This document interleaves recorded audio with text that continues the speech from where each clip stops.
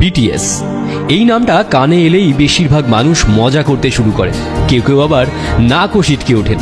South কোরিয়ার এই ব্যান্ডটিকে নিয়ে তৈরি হয় নানা নোংরা মিম।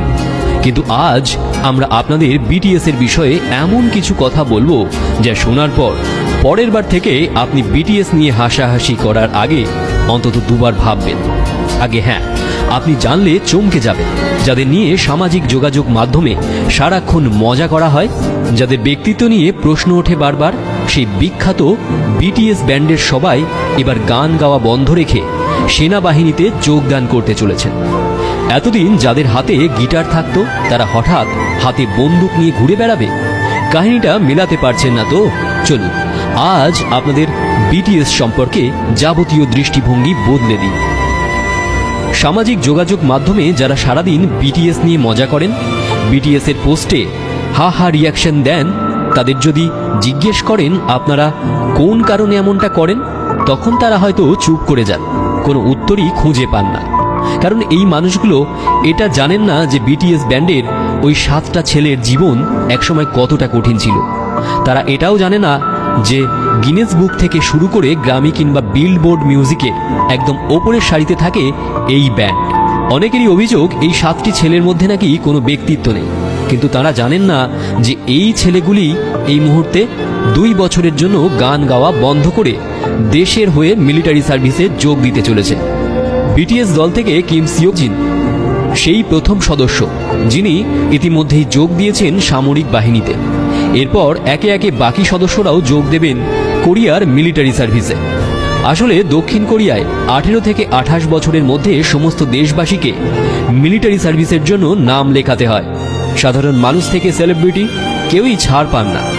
একজন সাধারণ সৈনিককে যে কঠিন ট্রেনিং পাশ করে এগিয়ে যেতে হয়, বিটিএস এর এই 7 জনকেও সেই হাড় হিম করা ট্রেনিং করতে হবে। ওরা পৃথিবী বিখ্যাত সেলিব্রিটি বলে ওদের জন্য স্পেশাল কোনো থাকার জায়গা বা খাবারের ব্যবস্থা করা হবে না।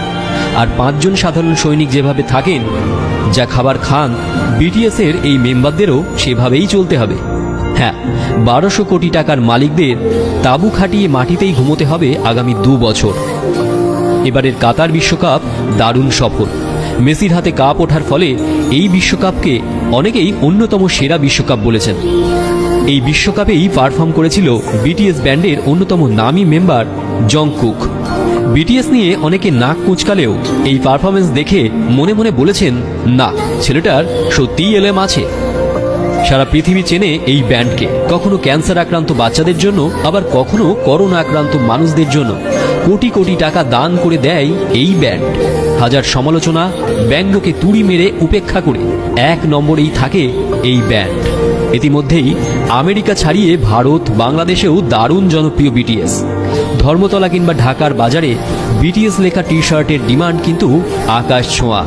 শুধুমাত্র এই বিটিএস এর জন্যই দক্ষিণ কোরিয়ায় ট্যুরিস্টদের ঢল নেমেছে। তাই বিটিএস ব্যান্ড মেম্বাররা যদি সেনাবাহিনীর ট্রেনিংয়ে যোগ না দিতে চাইতেন, তাহলে তাদের কেউ কিছু বলতো না। কিন্তু তারা নিজেদের সেলিব্রিটি ইমেজের প্রভাব খাটায়নি। সাধারণ দেশবাসীর মতো তারাও দেশের কাজে লেগে পড়েছেন। এই ছেলেগুলোর কেউ রাস্তায় নেচে পয়সা রোজগার করত, আবার কেউ বা বাড়ি বাড়ি খাবার ডেলিভারি করে মা বাবার হাতে টাকা তুলে দিত। কাউকে আবার শুধুমাত্র চাষির ছেলে হওয়ার জন্য ব্যঙ্গও সহ্য করতে হয়েছে ছোট থেকে।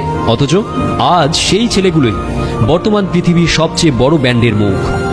আমাদের তরফ থেকে বিটিএস এবং তাদের ফ্যান অর্থাৎ বিটিএস আর্মিদের জন্য রইল অনেক অনেক শুভেচ্ছা। সেনাবাহিনীর ট্রেনিং শেষ করে খুব তাড়াতাড়ি আবার গানের জগতে ফিরে আসুন আপনারা।